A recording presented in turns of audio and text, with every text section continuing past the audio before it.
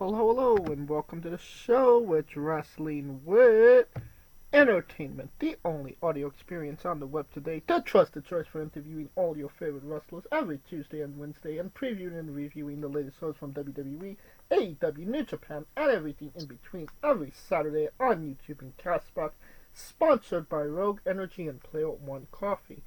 I am, of course, your host, James J., alongside Kaliko Yachts. And in other news, Kendrick Lamar dropped an album on a random ass Friday and gave everybody the whole Thanksgiving week to listen to it. Thank you, Jesus. It's a good night. And it was also a good week for Wrestling With, especially for A1 Coleco Yachts. As Coleco chronicles the SmackDown before SummerSlam has become our most watched video on our YouTube of all time. Oh, shit. Yeah, of any other video, Coleco Chronicles has surpassed them all. Oh, shit. Wait a minute. Is it the one where we spent 5 minutes yeeting? Yes, that's exactly what it is. It was,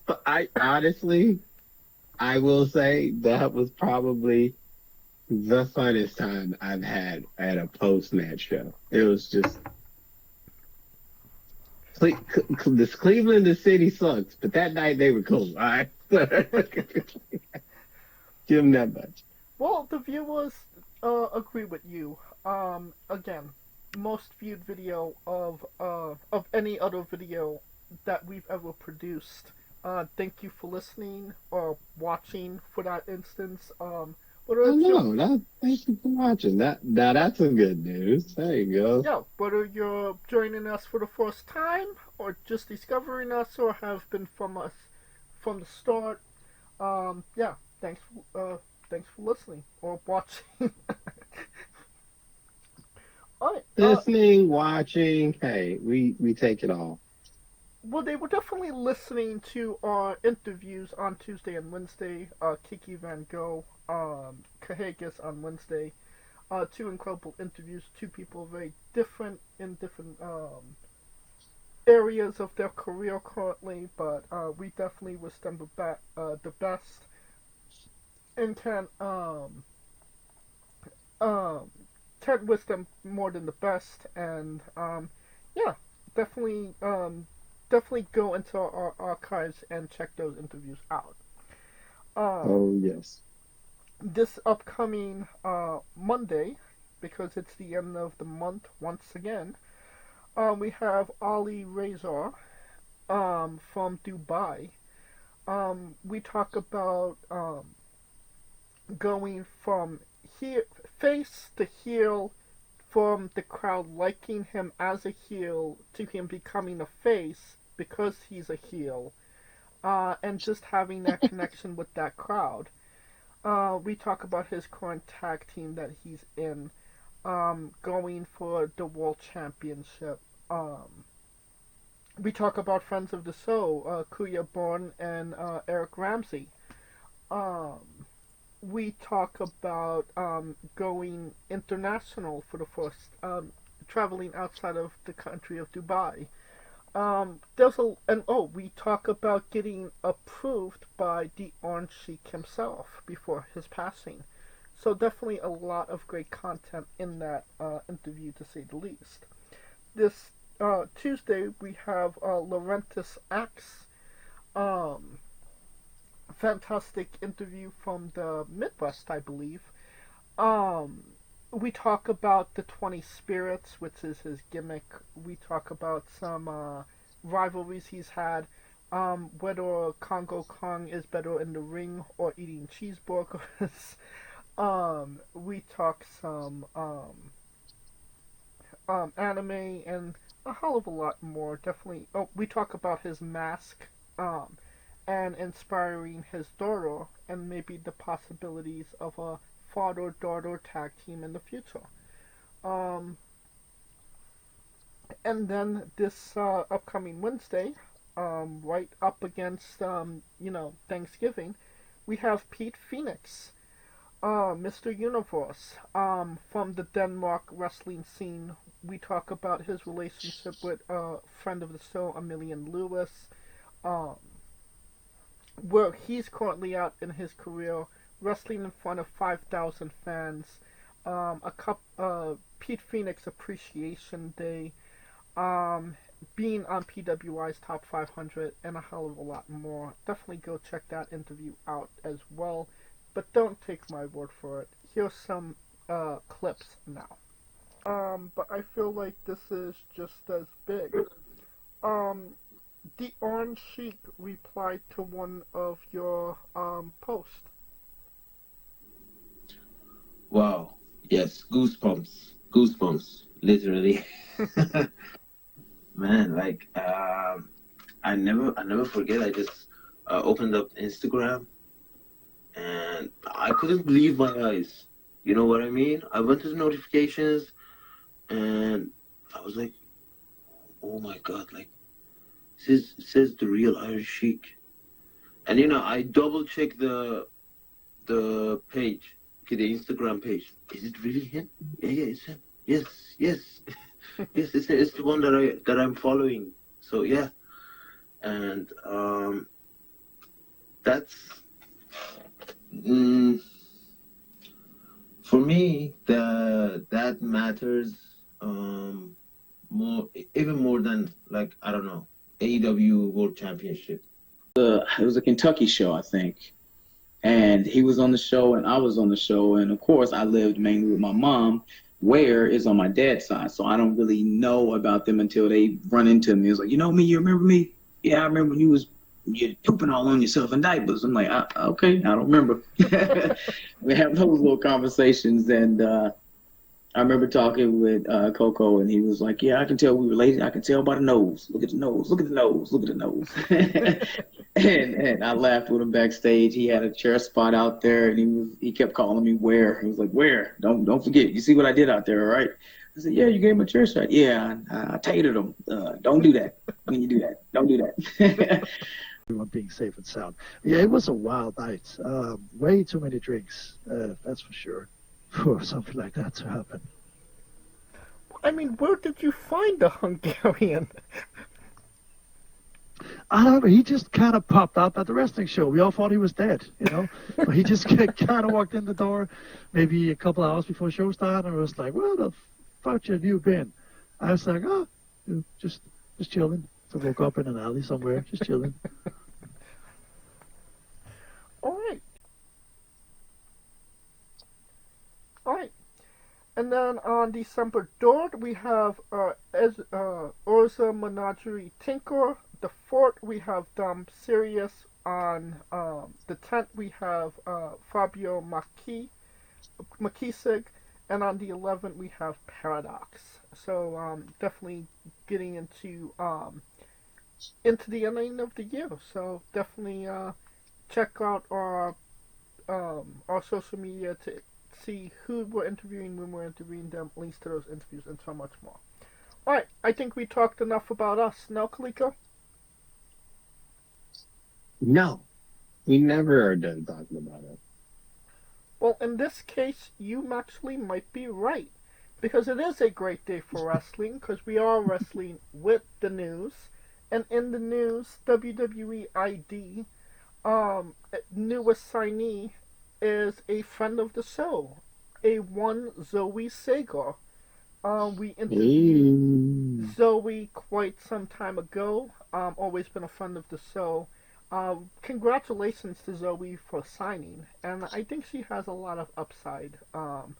Hopefully, we see her on that good NXT sooner rather than later.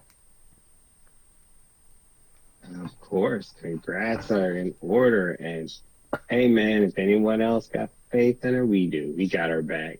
Just don't forget about us. Don't forget about us. Oh, yeah. I know that sounds like I'm dry begging, but you know what? I am dry begging. I am dry begging. Just like our But post. Just give it a like.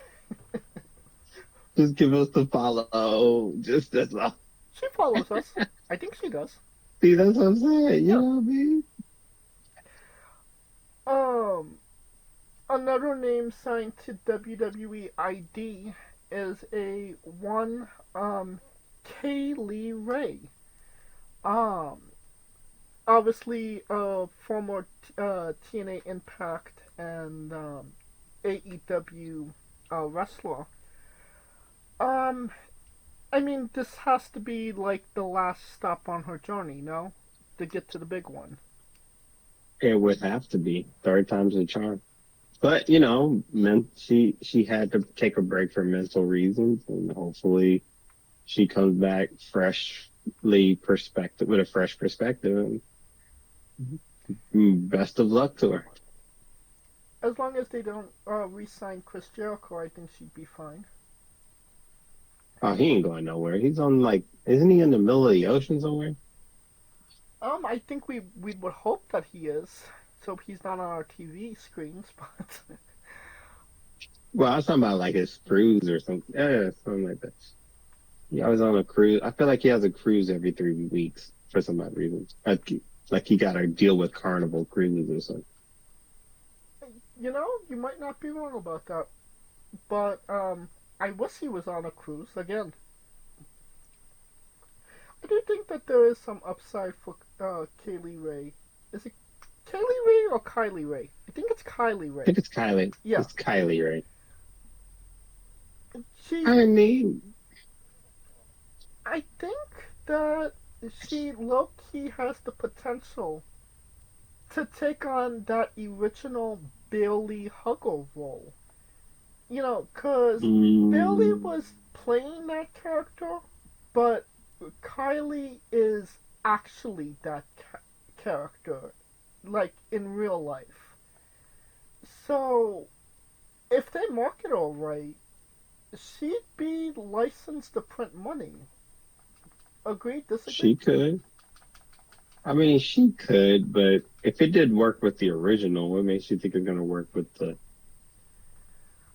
Well, I think, at that time, Bailey wasn't exactly that character anymore. Like, she was, struggling with that. And, us as fans, we could see when people are not being genuine with us, and we call them out on their shit. So, let me ask you this, for instance. Could you see Bailey going back to being the hugger? She'll never go back. Can't go back. Then that leaves an opening for somebody else to take that role, no? Depends if they even want that role, because they're kind of going more edgy. I mean, I get what you mean, but again, Kylie could fit that description perfectly, and I think she'll fit it as herself. I think she could fit it as herself. I just think, to me, I think is the public ready for it? Because can she do it in a sense where it's not, it reminds me of Bailey?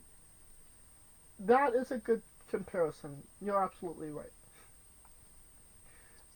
So that's the only hurdle I see. But other than that, she makes it to where it's her own thing and it's not a ripoff. Oh, this is, where people doesn't perceive it as a ripoff, then she'll be okay. Well, you mentioned that, are people, ready for that? Because Raw is going to PG-14 again. I don't want to say that they're going to go on full-on Attitude Era again, but, I mean, it does leave room for them to maybe do a little bit more than they have, in the PG era. You know what I mean? Yeah, it leaves room to not insult our intelligence.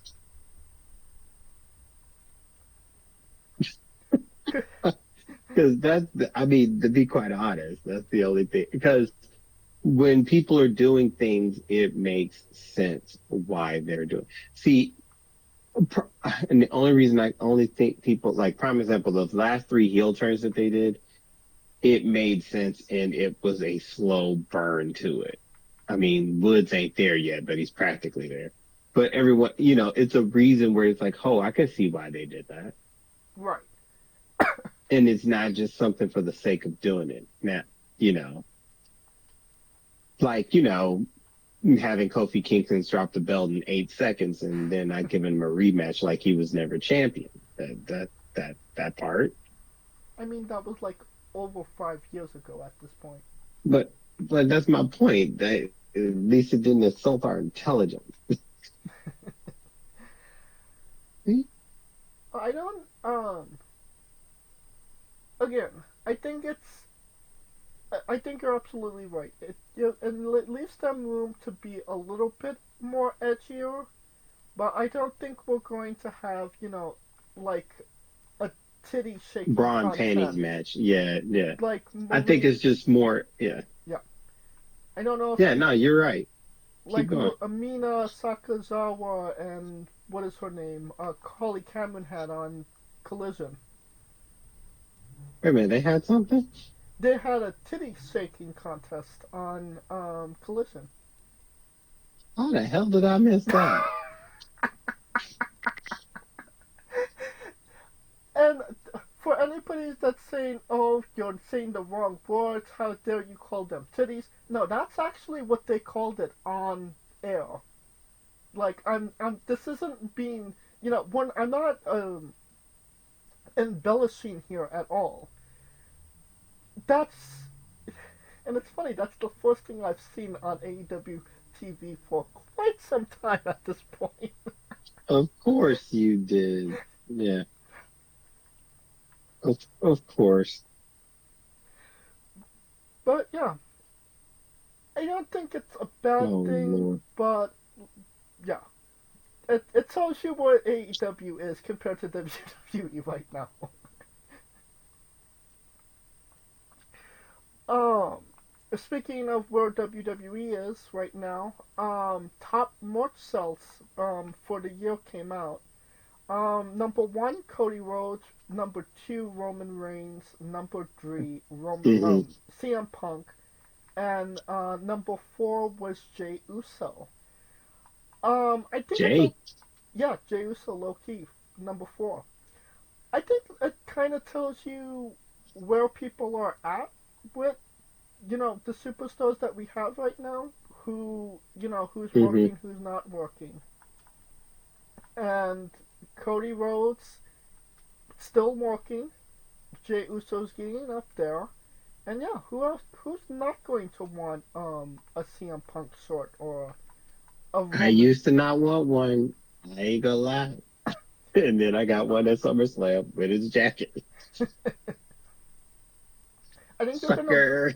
I think you're gonna want that CM Punk title belt that they just dropped earlier yesterday. No shit. I was like, what? Yeah, I mean $700 is a bit expensive, but yeah, hey, I digress. I mean, why would I get a belt to commemorate a champion who had it for half the amount of time as Roman? I mean, at some point they're gonna make the Roman Reigns, 1,000 over 1,000. They already did. They did? They got his own like Roman Reigns tribal chief. Yeah, homie got his own one. Wow. That came out when he came back. The night he came back. Huh. They pushed that bitch. Gonna have to check that out. It's like a red and black with it's the new logo, red and black.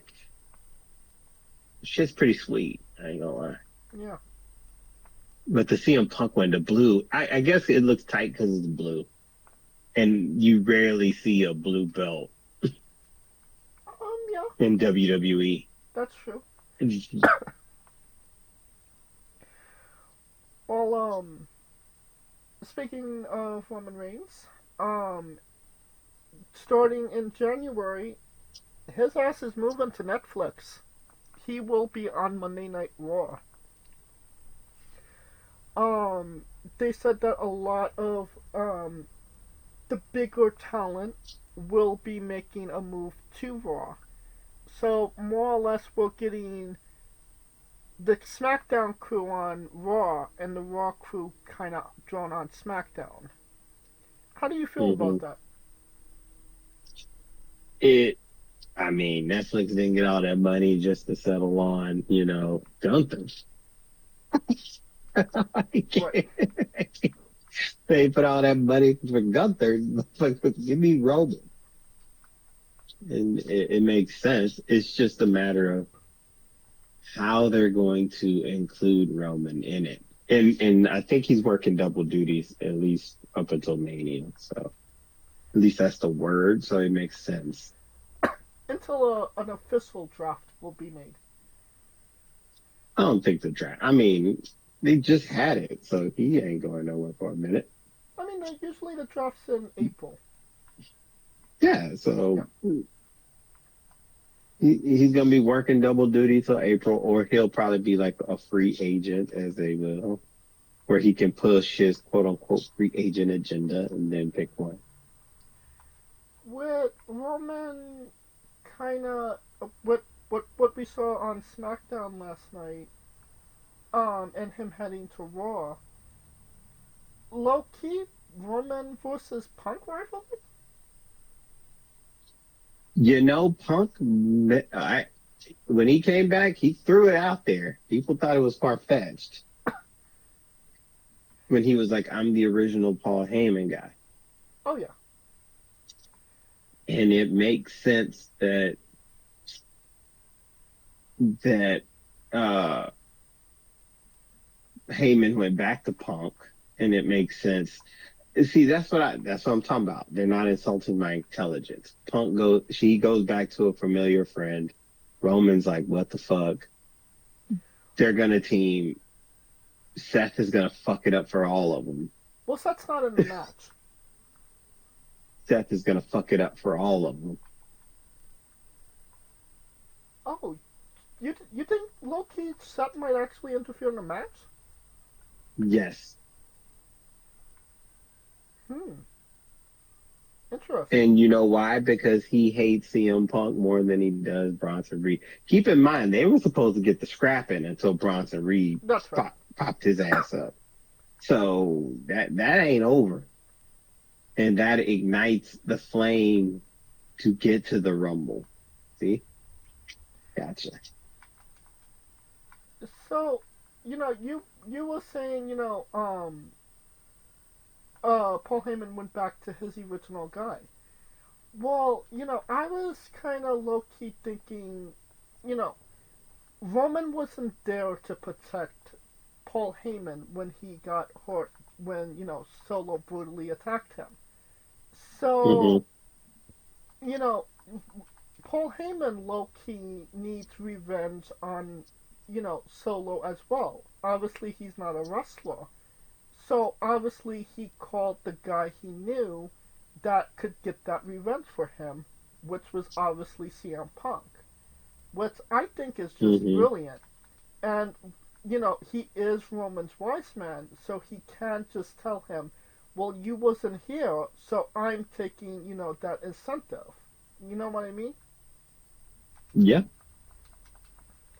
I think it's going to be a very interesting dynamic to have CM Punk in the bloodline. But we'll get into that in a little bit. Obviously, we have a review to go along with.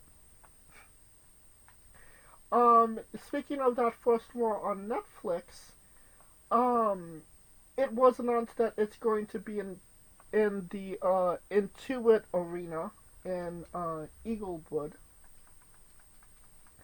next to you know the Forum and SoFi Stadium.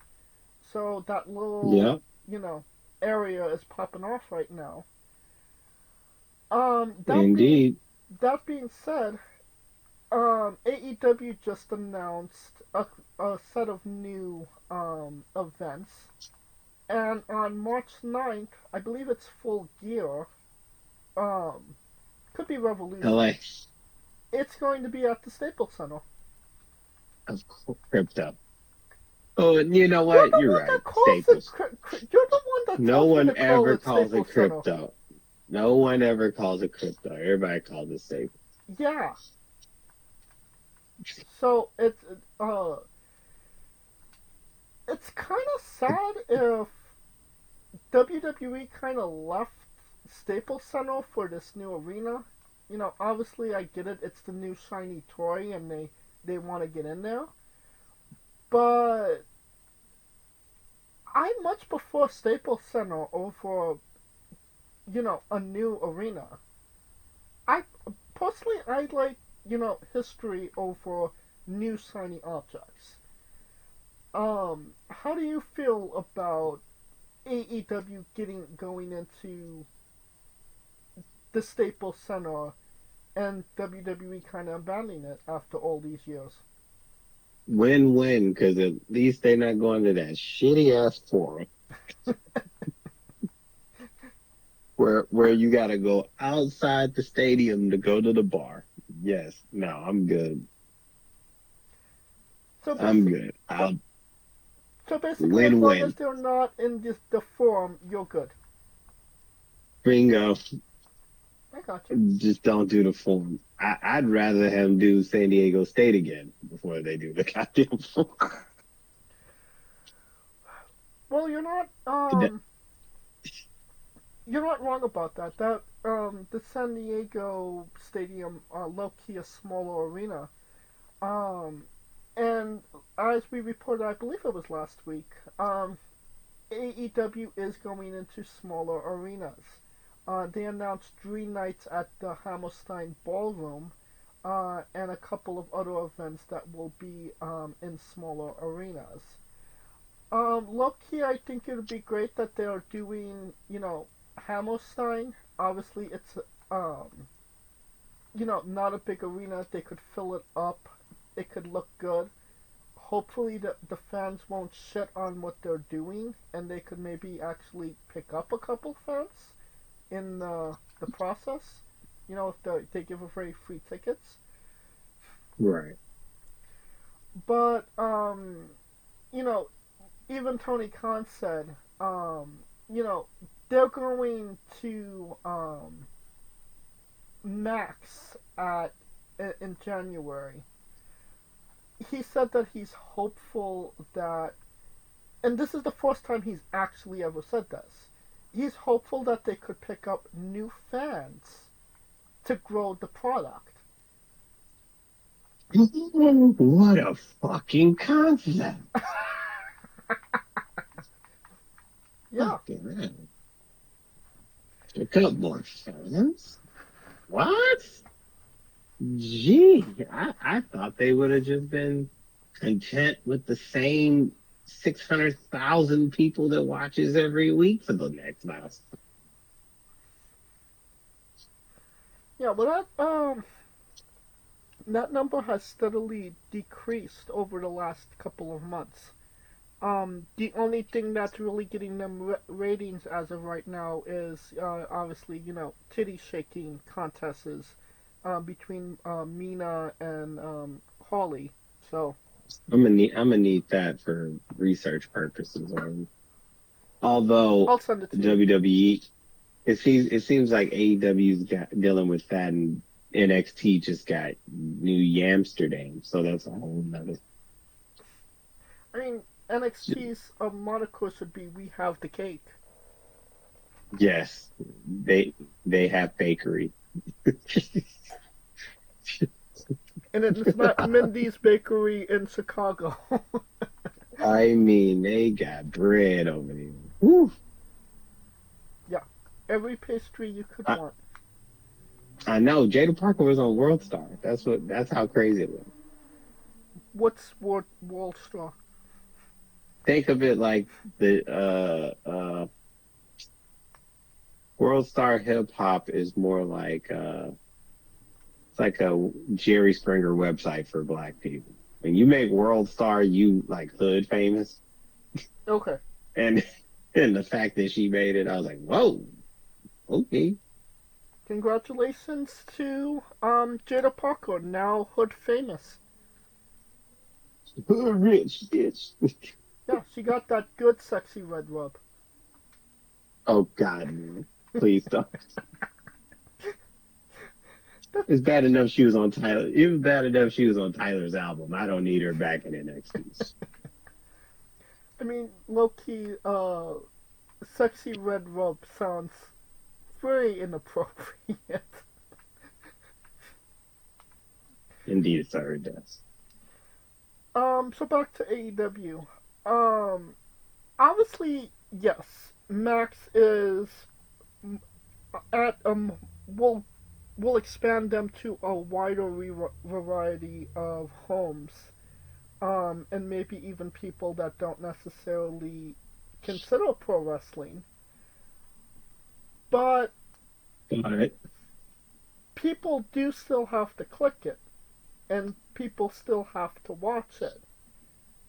Do you think that them being on Max is going to grow their product and grow them a fan base, or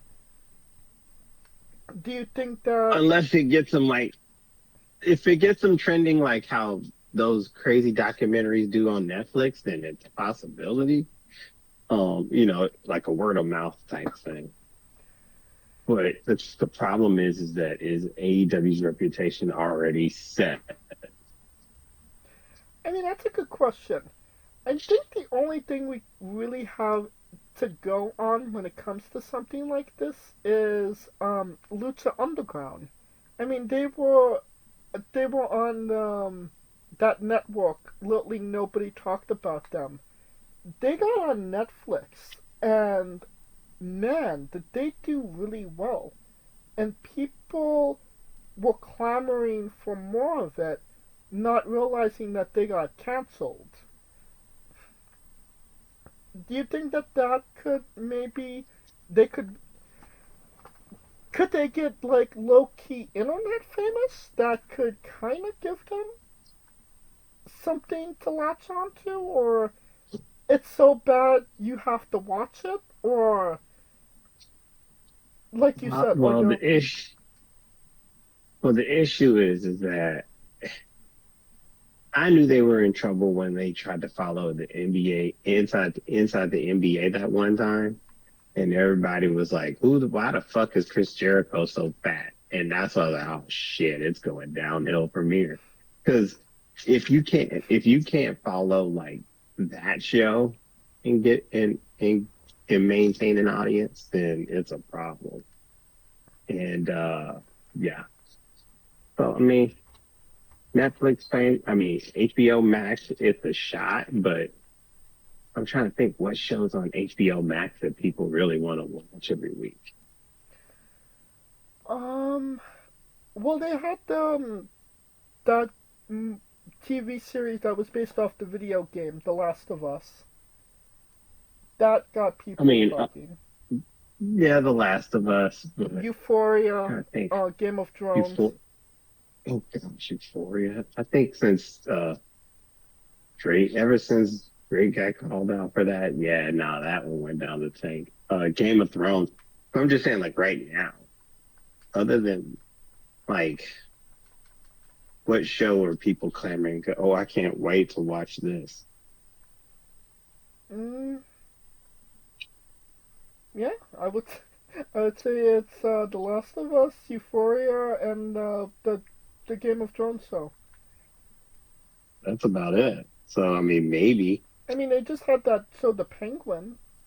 I don't know if that did as well as it could have, but that's a And I that's a think it did. different conversation for a different podcast, I think. I mean, they did it, but my issue. So what I'm trying to say is, if they couldn't garner that audience and there was no pay firewall, i.e., cable, what makes you think that they're going to attract new eyes with a firewall, i.e., streaming? That is a good point. Like, it's not even that. It's the friction, because I can make the argument going on HBO Max produces a harder friction to find their show, Right. Well, for me because personally, there's a better chance of me watching them being on HBO Max rather than on cable. Um, I've cut cables. Really? Yeah, I mean, everybody's cutting cable. I have HBO Max. I do watch it.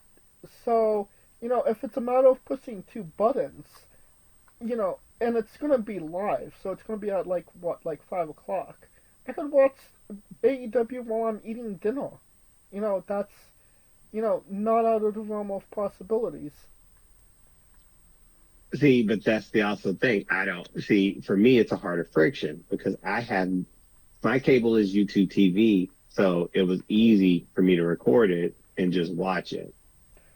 But I think it's still going to be on there. It's I just mean, it's you. still going to be on TNT, but it's just an added avenue. I get it because not everyone on a global scale, maybe that'll work, but I, I, I don't know if that's going to push anything in the States.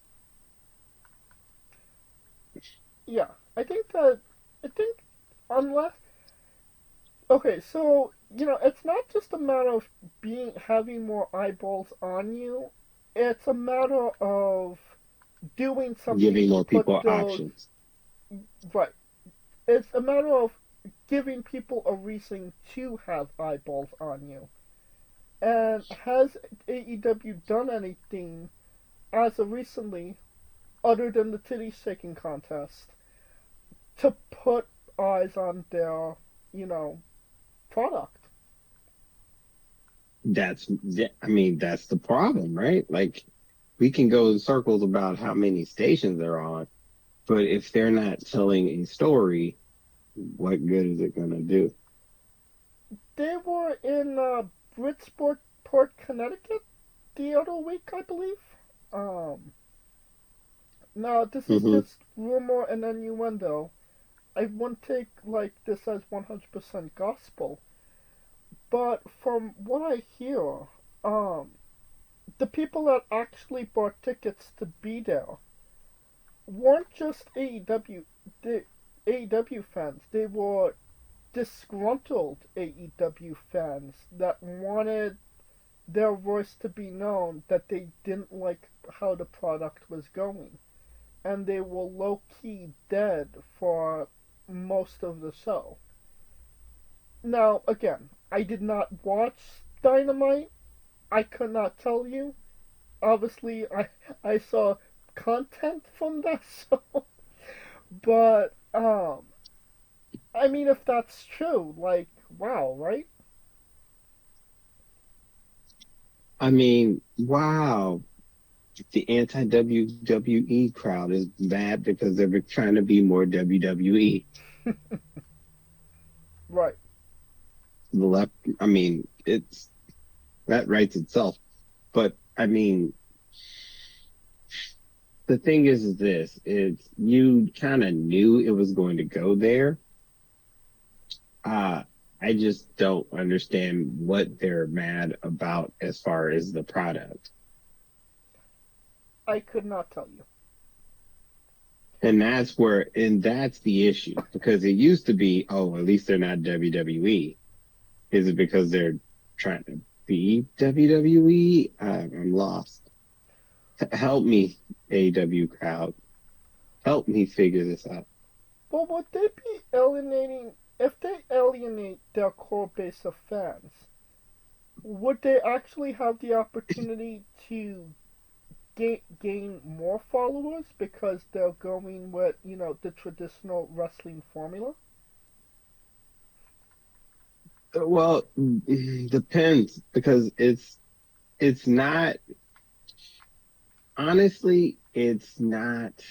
I don't think one the AEW needs to tell better stories. They're starting to try. They're on the right track somewhat, so I give them the grace on that. The other part is that the WWE and the UFC are like, and the only reason I throw a UFC, you'll see where I'm going with this. It's like a fighter that fought in the UFC and let's say they stop fighting in the UFC, they got let go, and they join any other fighting promotion out there, you're not gonna really watch them more so than the fact, you know, the eyeballs won't follow like that because everybody's eyeballs is on the main part, which is the UFC, which the main part, which is the WWE. Does that make sense? Yeah. No, So that's why I said WWE is never really built on one star. It's built as a machine to where even when parts are leaving,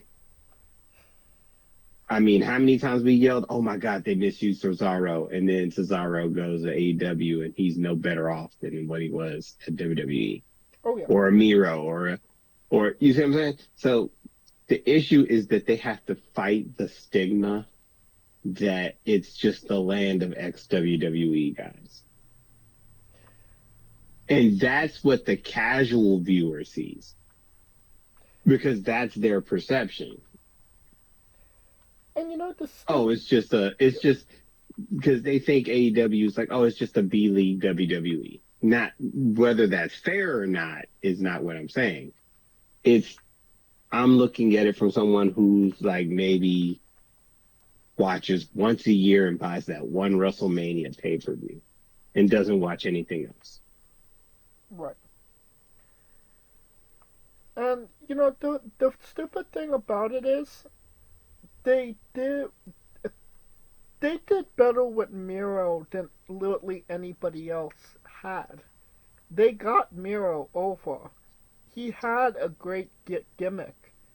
You know, I've never been a supporter of Miro, and even I was like low key, you know, this guy is, you know, doing some good stuff. And then he left for 2.5 years, and we never saw him afterwards. It's just, and, you know, obviously Ricky Starks. Every time it seems like they get lightning in the bottle, they they let it go. And it's Mm-hmm. so stupid because okay, well, you don't obviously, you know, they lost um some big stars. Well, then you have somebody to replace them. Like Miro could have been in the title pictures. Ricky Starks could have been in the title picture. A Private Party could have been megastars at this point if they would have used them when they actually had them. You know what I mean? Mm, yeah. So and that's the issue too, because everything, they're doing the thing we hated with WWE for. It seems like they just reverse roles. Like WWE's more into this long term butterfly effect storytelling, which I love because and it's like spaghetti, everything's connected. Right. Roman's connected to Punk, who's connected to Heyman, who's connected to Roman, who's connected to Seth, who's connected to Bronson, you see what I'm saying? To Drew, who's connected to Punk. You see how all, Right. like, look, that's just 6 people right there. And that's a one match that you could break off 6 different angles from. And AEW just has this start stop mentality when it comes to storylines and who is where. I think the longest person they had on a storyline was Tony Storm, and the whole just retired, quote unquote, maybe. Yeah, I wouldn't take too much stock in the fact that she said that she retired. I mean, she's literally the top female wrestler in her field right now. Like, literally nobody can hold a pussy-scented candle to her. So I highly I, doubt that she's going to be retiring anytime soon. This is totally a storyline. I get that. I mean, yeah, I think it is too. It's just the fact that that wasn't something AEW brought up. Right. Do you see what I'm saying? It's You see, something they that's went what I'm with trying to get at. despite themselves. Right. It's not something where AEW would go, oh yeah, Tony, go in there and fake retire. She's pulling that out. The odds, the more likely she pulled that out of her ass. Oh yeah. Her yams. Or as the kids say, yacht. You're a yacht. Um, yeah, I mean the main story right now is that the Beast Mortos, they're calling him Frank for some apparent reason. So I couldn't necessarily tell you why they do what they do. They just do it. It seems like you get over despite yourself, not because the engine, the machine is behind you in AEW. Well, the machine is behind you in the sense that if you get eyeballs on them, they'll be with you. If that was the It's case, just, Ricky Starks would still be on TV right now. um, I don't know what they did with Ricky. I ain't gonna lie to you. Yeah. I ain't gonna lie, gang. I don't know what the fuck Ricky, I don't know, Ricky owes some people money. He definitely replaced Private Party on the milk container. Oh yeah, he is definitely off that milk crate. Fucking goddamn Ricky Starks on the milk card. Got my man's on the milk card. Yeah, that you ain't lying. But it's just, it's frustrating to say the least. I mean, it has to be. Oh yeah. Well, I think that'll do it for our news and talking about AEW for the the second. And now a quick word from our sponsors. So Rogue Energy, the only gaming drink company in the world with 4 unique product lines to suit your task at hand, whether it be juices, shakes, smoothies, and everything else in between. Their low calorie, no sugar energy formula is the perfect alternative to sugar filled canned energy drinks and sodas. Their extreme formula provides the most energy, focus, and sports performance possible.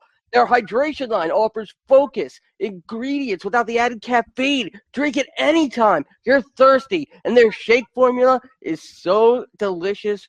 Who doesn't love a cookies and cream, 0 calorie energy milkshake? First and foremost, they've designed every Rogue product line with performance and effectiveness in mind. It is critical that you look at the nutrition panels of drinks when comparing options. There are countless off brands out there that are presenting low quality, poorly dosed formulas that amount to expensive caffeine water. Every formula they produce is designed with optimal levels of high quality ingredients. Additionally, you won't find a powdered gaming drink brand that dissolves better. No need to have chalky textures in your drink.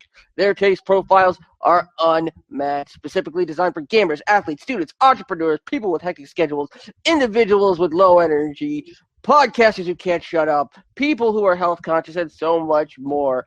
Great as both a pre-workout and as a coffee energy drink replacement.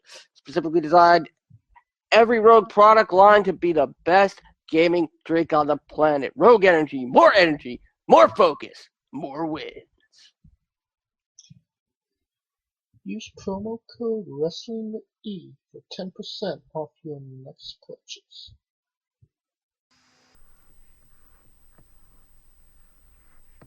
And we are wrestling with AEW Full Gear. It's later today in New York, New Jersey, at the Prudential, the Prune Center. Prudential. It's the Prune Center. Yeah, because that's what you need when What? you're in New Jersey. Prunes. To shit out all that shittiness.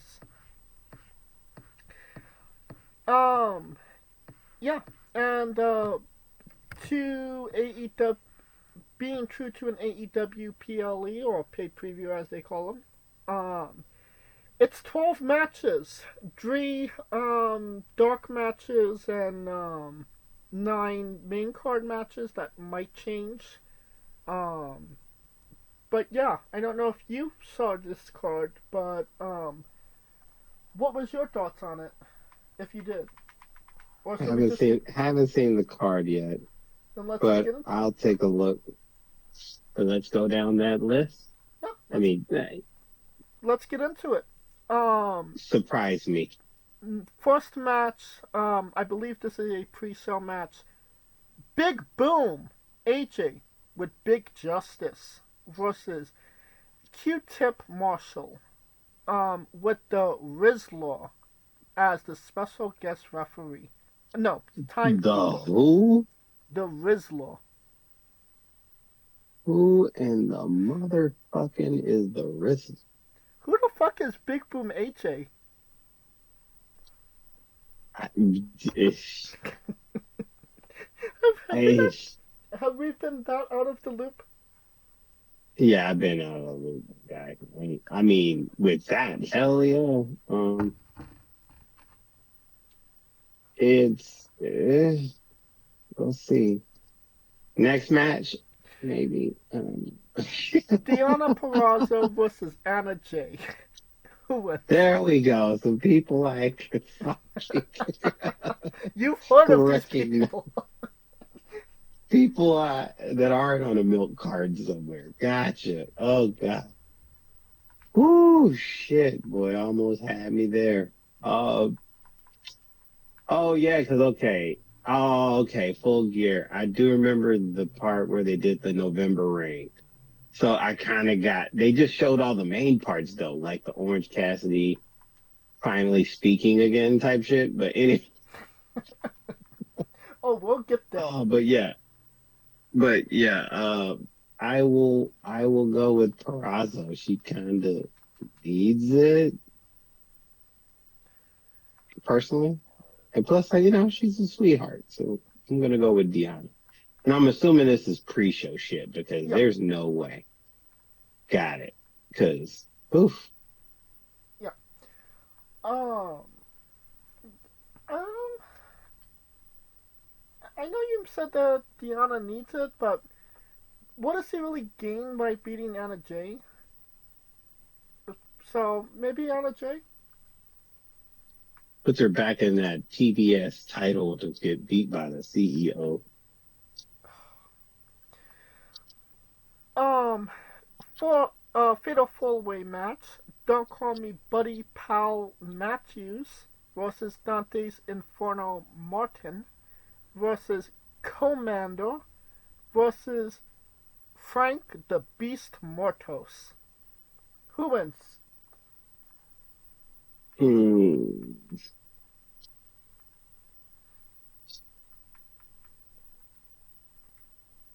I'm gonna go Frank the Beast Moto. Maybe. It's on a flyer. On a flyer, I'm just saying. For shits and giggles, I'll say Commander. Alright, this is the first match on the main card. MJF versus Roderick Strong. Who wins, Kaliko? Oh man. I would think it would be. Wait a minute. MJF is the face. Am I right? No. MJF's the heel. Oh shit. Well, there's that. If it was the reverse, I would have said. If it was the reverse, I would have easily went with MJF. So if MJF was the face, you would have said MJF. To get to Adam Cole, yeah. I mean, I feel either way, MJF's probably going to win the match. It seems that way, right? Yeah. It seems that way, but the problem is that something's got to shake for Cole and them to get there. So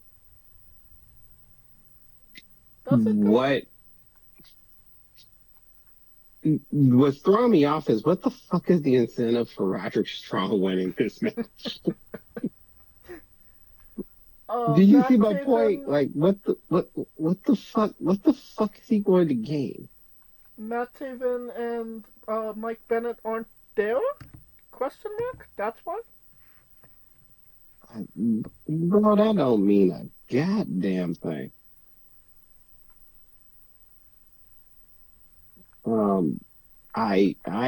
I'm lost. Help me, brother.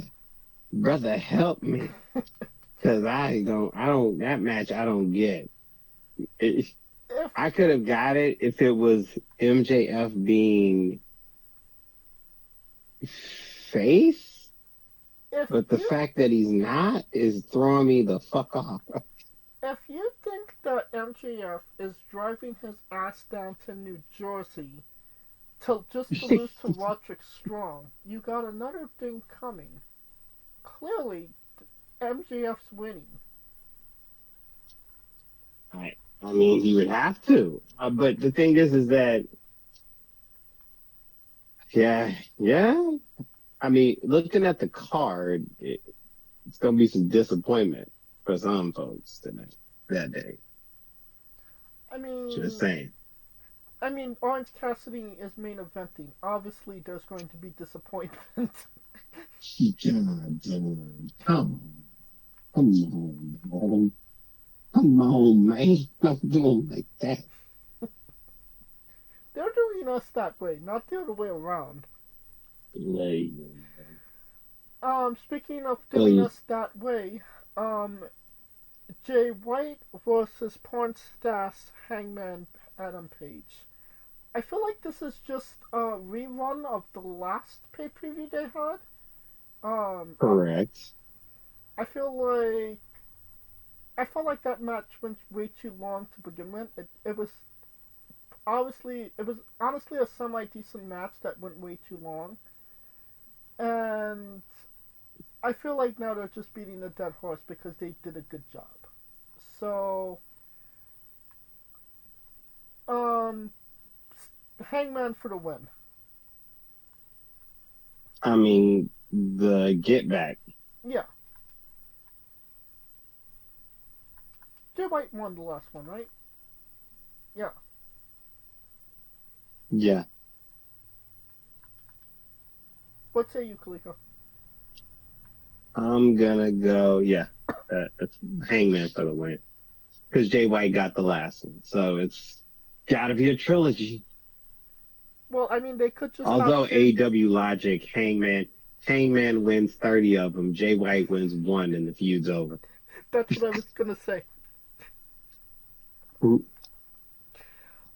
See Statlander versus Willow for that. Yeah. Mm-hmm. Here's your reference for the night.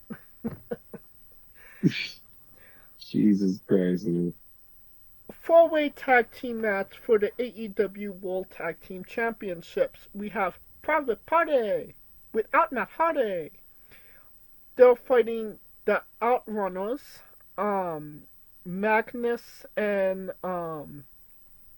Floyd Mayweather versus the Kings of the Black Drone, Milwaukee Black and Borgo Brody King versus the Acclaimed, Anthony Bell Movements and Castor Plaster Max Castor. Who wins, Kaliko? It's a private party. Watch them give it to House of Black. Oh, you're going House of Black? It makes the least sense, so yeah. I think that would make AEW sense. They gave Private Party the titles on a random Dynamite, but they lost them at a major paid preview, like in their first defense. Right? Makes sense. Yeah. Sounds about, yeah. And why are they the Black Crown, the Kings of the Black Drones, when they're already the House of Black? Bro, your guess is good as mine. Like, yeah. Just say, go back to WWE. Your wife's waiting. They're mistreating her in the LWO. Like, who hurt you, man? I mean, yeah, he'll be back soon. From your mouth to God's ears. Now God bit slapping us. Mercedes Monette with Chamomile Tea versus Chris Statlander for the AEW, Why? that Why it's is this so match happening? Th- because That's what I was asking. Why? Mercedes needs to complete her contractually obligated matches. That's why I she missed the last pay-per-view. I guess. I I guess that's the case. Well, let me rephrase the question. On a scale of 1 to 10, what are Chris Statlander's chances of winning this match? -2. Okay. Then we have our next match. um, Swivel Strickland versus Robert Lashley. Oh, Lashley beat that ass. This is if you thought the black on black crime was bad. No, this dude finna whoop that ass. Nah, nah. Tony Khan said that AEW has some of uh, most of the best black wrestlers in the world today. Eesh. I mean, Are people gonna be that? Are people gonna be mad at that like they were at Triple H? low-key, he has a point. I mean, he has the talent. He just doesn't do anything with it. You Yeah, know, he has the figurines, but he doesn't play with them like Toy Story. right. I don't want to play with you anymore. Well, I mean, Bobby Lashley's the new toy, so obviously he wants to play with him. Flavor of the month, baby. Yep. Right.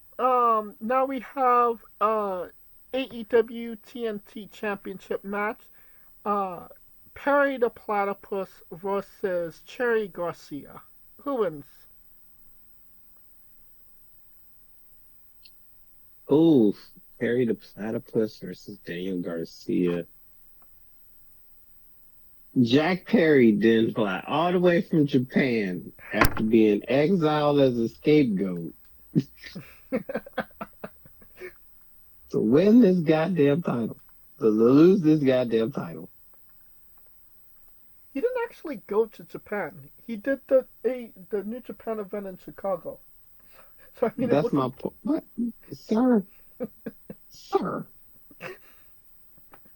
sir, sir. Yeah, Jack's not going anywhere. I mean, is he still affiliated with the Bucks? That's the problem. He still kinda is. I mean, And what the fuck is I Okada? don't know. Really? Where is Okada? Yeah, On the milk card. yeah. Um. Now we have another singles match. Will Ospreay versus Kyle Flatulence. Who wins, Kaliko? Osprey versus Fletcher. Does he still have that Continental Breakfast title? No, that's coming up. Not Will Osprey. So you're going with Flatulence.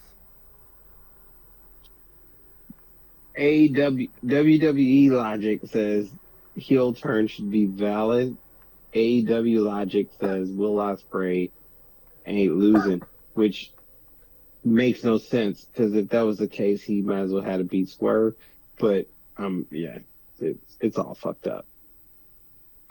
I couldn't agree with you more. And low-key, like, Kyle with that blonde, that beats blonde hair, low-key, he kind of looks like a bleached asshole. Like, legitimately. Not Oh like an God. asshole that bleached his hair. Like somebody that actually bleached the hair in their ass. Blonde. Oh God. That's what Help Kyle us all. Fletcher looks like. Well, Oh Lord. yeah. That's my take. Yeah, Will Ospreay's winning And this you're match. sticking to it. That brings us to the AEW International Championship. Um, Oh, called Katsuka Takeshita versus Rick Lachey. Who wins, Kaliko? now, of all the matches, this one actually has consequences Um, because of what's happening in New Japan. what's happening in New Japan? Well, the problem is that if Ricochet is technically supposed to be fighting our guy 50-50 for the title, uh, for the, for the New Japan title at Wrestle Kingdom, but our man Takeshita is in an impending match where he's going with a title for title in night one, and whoever wins that goes on to fight another person night two. Okay, so whoever wins at Wrestle Kingdom is going to Wrestle Dynasty. I think that's the name of night two. Uh, so this is where it gets dicey because of the simple fact that Kanunsuke is kind of caught in a winner takes all against Takage. So if I am to believe that that match is still going to happen, it would behoove me that he's going to win it and go to New Japan and fight Takage, if that makes sense. I think so, yeah. I think I followed. So, because, and this is the problem, because New Japan is billing it as a winner takes all. So it would kind of take the luster off that match if he were to lose. So, take a shit takes the win. Take a shit, takes the win, Cool. I mean, and clears his bowels. There you go. um, it's low key a shame that Ricochet thought that the green was the grass was greener on the other side, and they're still treating him like absolute mid carder, even in AEW where they love their toys. Well, like you said, like Samantha said, he's a millionaire, so he's good. Um, I won't take too much stock in what Samantha says. Damn, she leaves WWE and no one cares anymore. I mean, I was never Damn. really that big of a fan of Samantha Irving to begin with, so it's not like I was on the bandwagon and I jumped off. I was never on it to begin with. How dare you, sir? I mean, Uh, there are better announcers out there. But there ain't that many that fine. And that brings us to the main event, the last match. The reason you're paying $50 and waiting and watching 4 hours of this shit. Neo-Nazi Moxicillin versus freshly pooped Orange Cassidy. Who wins? Oh,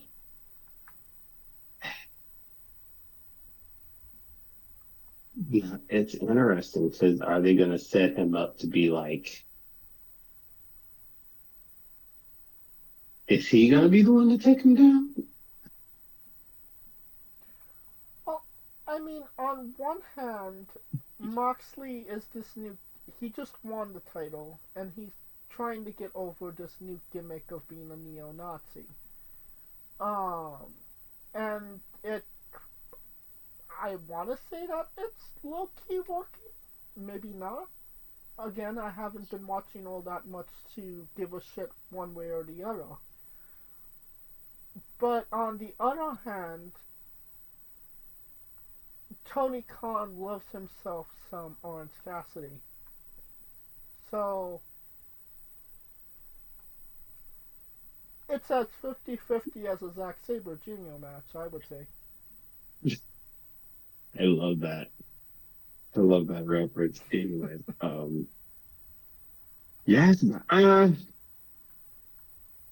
So that means it's gonna end in no contest, right? If it was WWE, I'd say yeah, but when was the last time you saw a AEW match in a no contest or disqualification?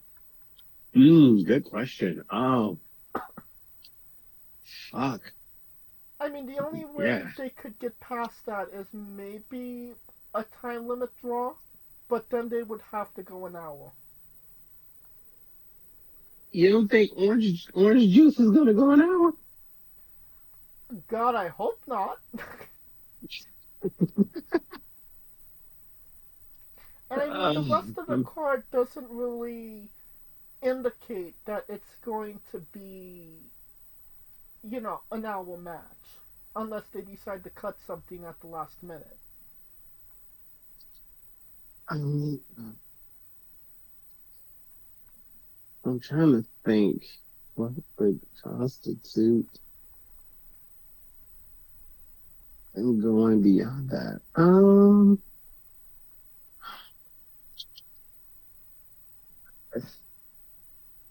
Yeah, it's pretty tough. Pretty tough indeed. So yeah, I mean, it's a corner that they put this. I would think that this thing is going to keep going with Moxley because I don't think Orange Cassidy is going to be the one to take it off of him. Again, you would think, but then you realize how much of a hard on Tony Khan has for Orange Cassidy. Having a hard on don't mean shit unless they're just doing like a Mankind. He wins the title for a couple days and get his ass about the paint. Like, I mean, that would not surprise me either.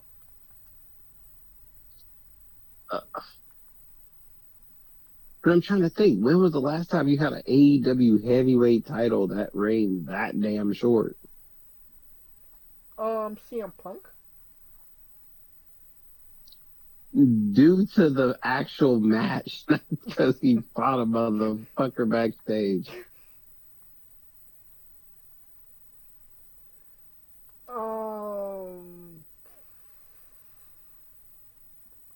Because usually minimum, minus Punk, minimum 6 months. Oh, well, I mean, Daniel Bryan didn't hold the title all that long, but I mean, he literally had his neck was broken before he even got into the match, before he even won the title. Right. So it's like,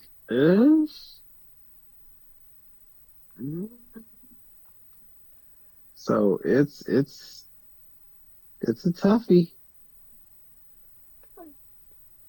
Honestly, I think I'm just gonna go with Mox. It's safe to go with Mox. Yeah, it's safe money, easy money. It's always easy money with Mox. John Moxicillin. And who knows? Maybe Here Comes the Money will be joining him later on. I don't know why everybody keep thinking that shit. I mean, there's literally pictures of Tony Khan with him, so. I mean, there's pictures of people at a Diddy party. That don't mean that they did some shit. Fair enough. Alright, well, I mean, it is later today, so we shall see what happens.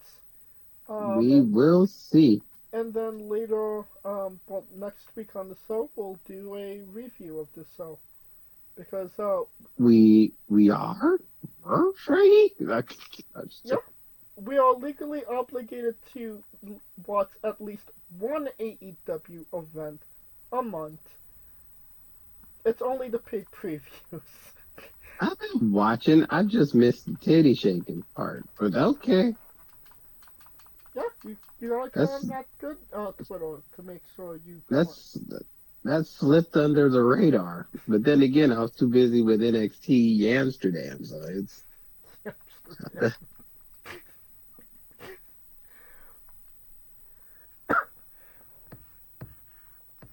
Alright, that will conclude our coverage of AEW Full Gear.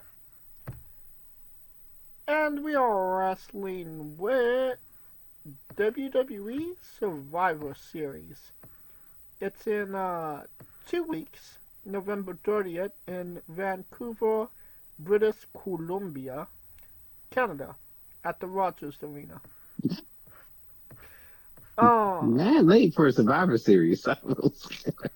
Yeah, I mean, Mad fucking late. well, I mean, Like, Thanksgiving was late this year as well. I mean, Thanksgiving's on the 28th, so yeah. Just but but low key, hella everything's late. kind of late next year as well. So who knows? As of right now, there's only 3 matches confirmed for the show. Maybe 2 more matches will be added, or maybe this is as good as we're gonna get for Survivor Series. How do you think it's gonna stay this way, or do you think they're gonna add another match, at least one more match? They'll add something. I don't believe that they're just gonna leave it like that. Because they're gonna have to add the traditional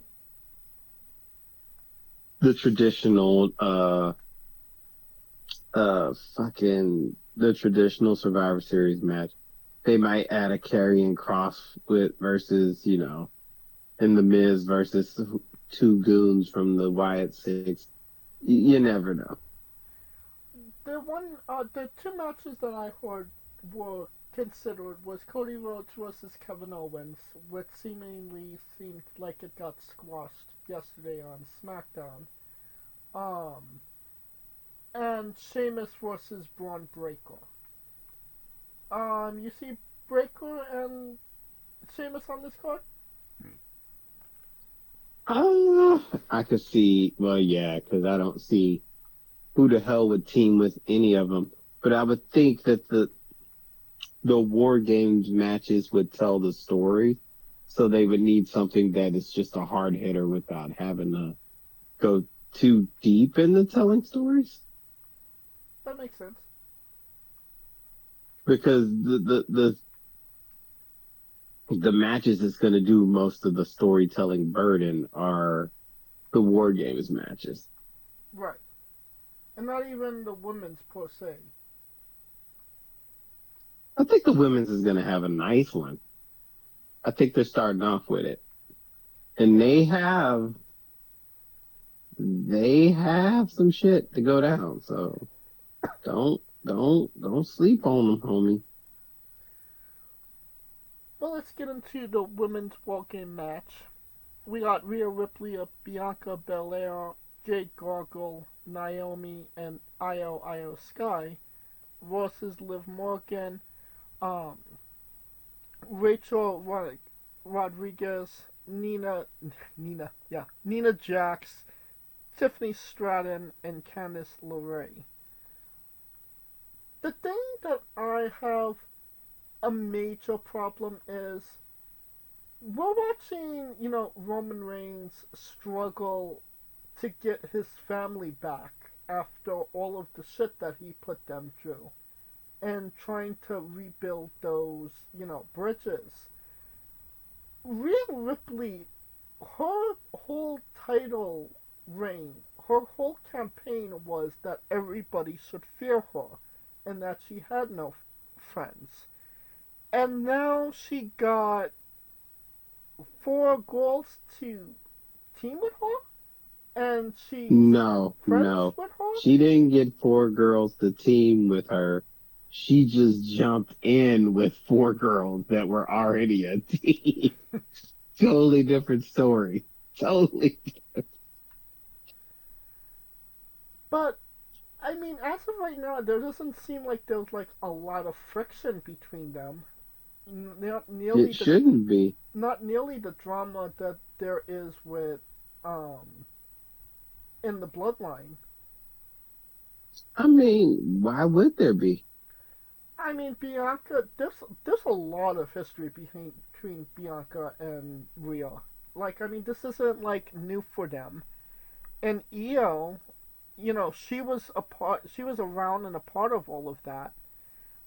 I mean, Naomi. Yeah, no, Naomi just came back a couple. Well, not a couple months ago, but about a year ago.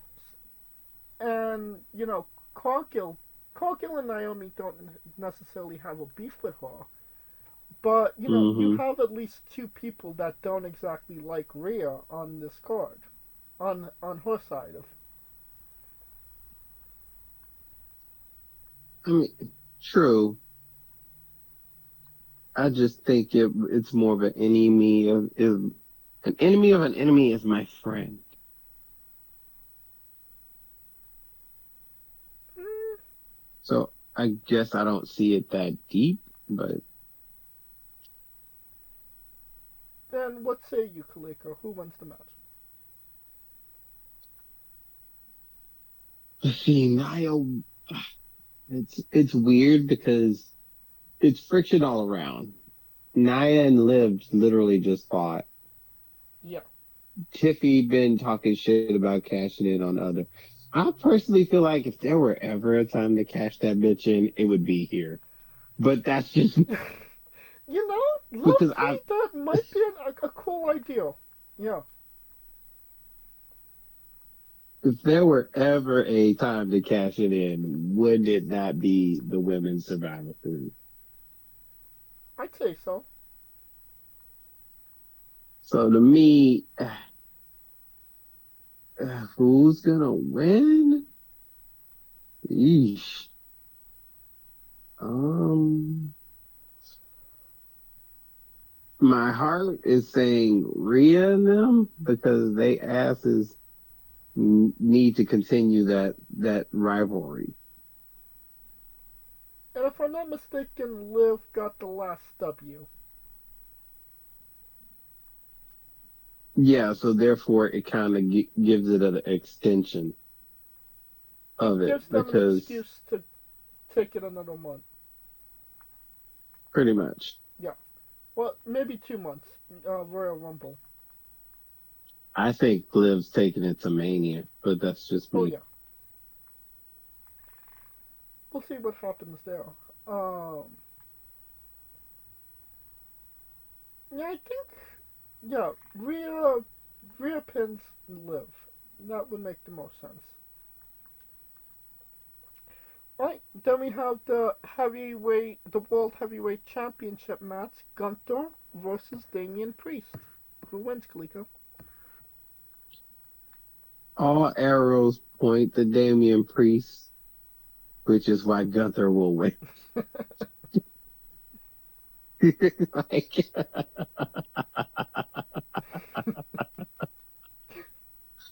oh shit, that just it makes too much sense, right? um, I would I would disagree with that. I don't think it's quite ready for Priest to win the championship back. I do think that it's gonna take him a hot minute to get it back, and I think they want the fans to want it, and I don't think that the fans are quite there yet. So I think he needs to kind of go on that spiritual journey before they consider him to get that title back. You know what I mean? Oh, the Cody Rhodes Find Myself tour. Right. I mean, if only Brock Lesnar was here. Yeah, why wouldn't he just slay a beast that Yeah. And that brings us to the main event, the last match. The reason everybody bought a ticket. The men's War Game match. Roman Reigns, Jimmy Janetti, Jey Uso, Sami Zayn, and CM Punk with Paul fucking Heyman versus Solo Coca Cola, Jacob Fuck You, the NFT Tama Tonga, the infamous Tangaloa, and Bronson Reed. Who wins, Kaliko?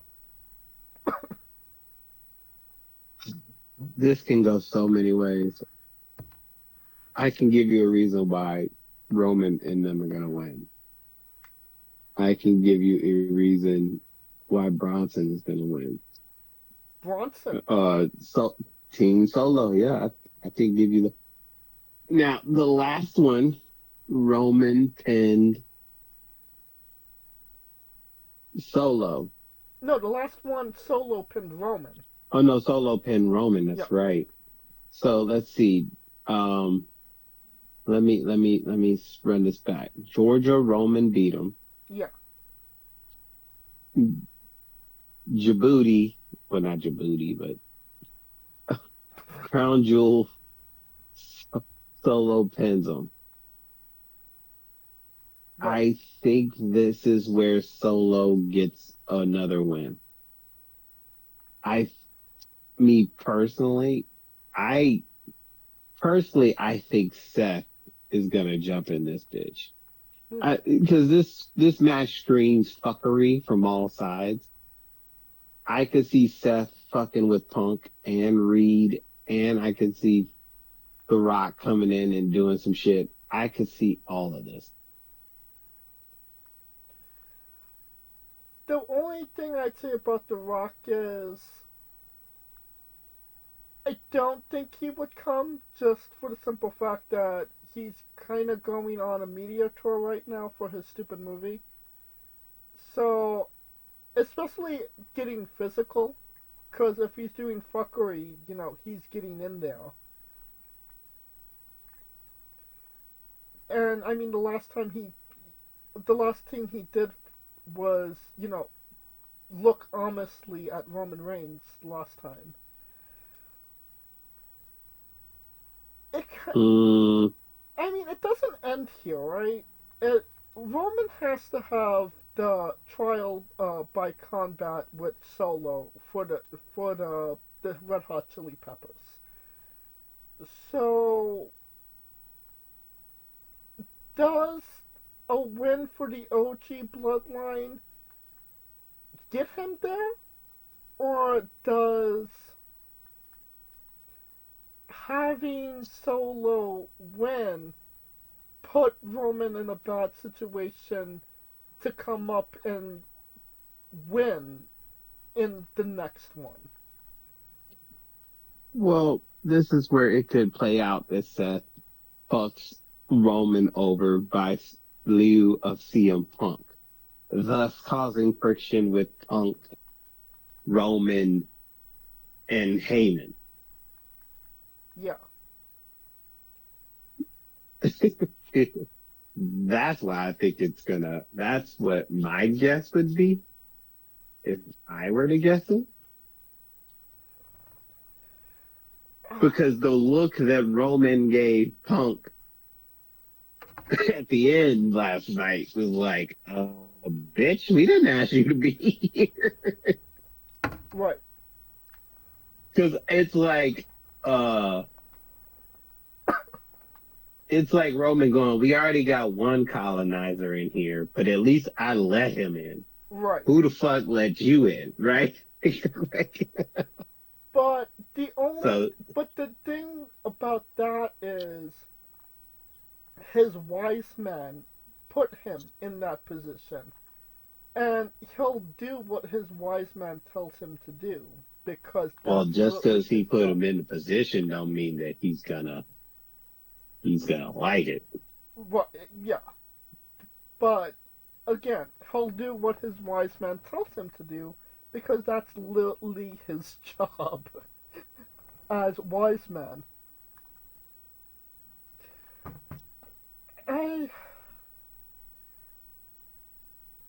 I don't know. I mean, could we get interference from Hikuleo? That might be. Y'all are pushing for this Hikuleo, and that shit ain't popping yet. I mean, when are you gonna drop him into the storyline? It's already been like 5 months and they haven't debuted him. Maybe he's The Rock's personal bodyguard. Who knows? Maybe. I mean, he is the brother of Tamatonga and Tamaloa, so I mean that makes sense as well. It could be The Rock's right hand man. So there you go. Maybe.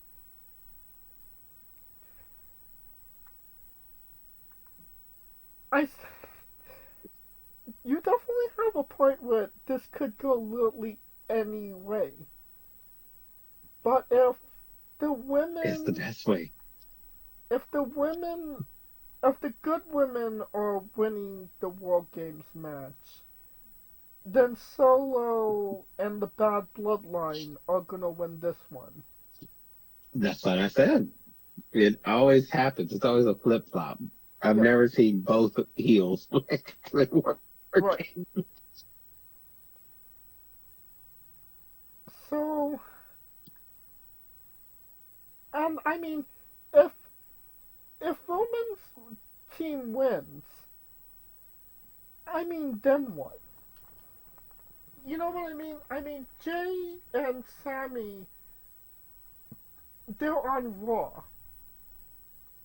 And, I mean, it's not like they're going to stay together after this. You know, Jay's just helping because it's family business, and he kind of got sucked into it. And Sammy Mm-hmm. is there because he wants to be? Question mark? So, Mm.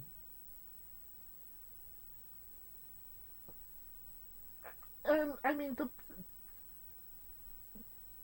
Solo's bloodline would have to disband somewhere in there of, where Roman's bloodlines is going to disband one way or the other. Mm-hmm. So, But they still got trust issues, and they just added one big ass other trust issue. right. So, I'm gonna go with Solo's bloodline. Yeah, and I could see. Do not knock Heyman turning on Roman and sticking Ooh. with Punk, and they going back to their heel ways. The only reason I don't see that happening is because if it's true that Seth is supposed to be the heel and Punk is the face, then, you know what I'm saying? Yeah. That's the only grace I'm seeing it as. But, what do I know? Well, we shall definitely see. A lot of interesting things coming up. So, and we still have a week to go as well. So, we shall see what happens. We'll do a review of Survivor Series in 2 weeks.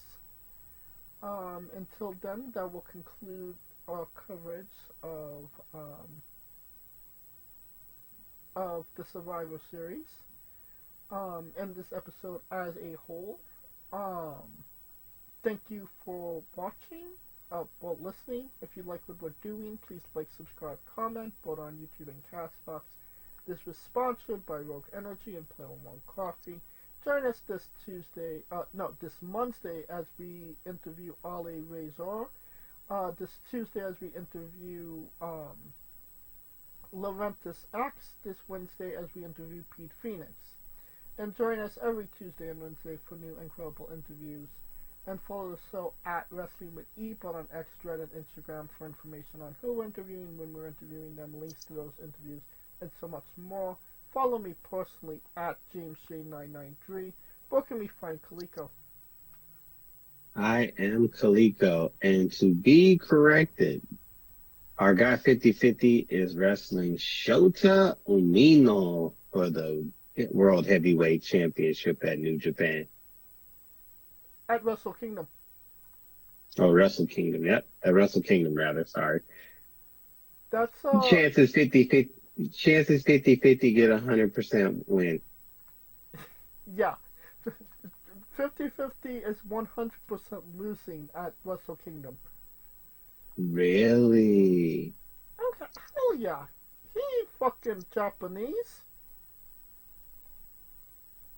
If I mean, fucking Kenny Omega, who was literally adopted by the Japanese people, didn't win the main event of fucking Wrestle Kingdom, what makes you think that 50-50 Zack Sabre Jr., no more English than the Queen herself, is going to win in the main event of Wrestle Kingdom? if Yoda Shizu beats Finlay, Zack Sabre Jr. is winning. If Yoda Suji beats Finley, Yes, because you got the Gaijin Heavyweight Championship, and then you got the actual Heavyweight Championship. Oh Lord, I don't know why they pick the Global Heavyweight Championship. They might as well just had to call it the Gaijin Heavyweight Championship, because that's basically what it is. oh yeah. But Finlay is like Siju, so Suji, Yoda Suji, sorry. Yeah, Suji. So if Suji wins, Sabre's winning. Unless they do the Shota, Yoda, Benoit, Guerrero thingy. The Shota Yoda. The Shota Yoda. Yeah. But I don't see that happening. I Because mean, I see a lot of shit fuckery going down right now. Just- at some point we're gonna have to do a preview of that New Japan show. So I mean, who wouldn't want to watch the Ichiban Sweet Boys? yeah. All right. For Coleco Bring Young, back Bad Luck Fale. God damn it. I just thought about that. He ain't even on the card. I mean, he hasn't for a while, unfortunately. I know. That's what I'm saying. Bring back Fale. For Coleco Yachts and Scooter Dust, I'm James J, and this has been Wrestling with Entertainment. Lord help us. Hey, folks, this is the Colossal Mike Law, and you are listening to Wrestling with Entertainment. Enjoy the show. Support these guys. We appreciate it very much. We'll see you at ringside.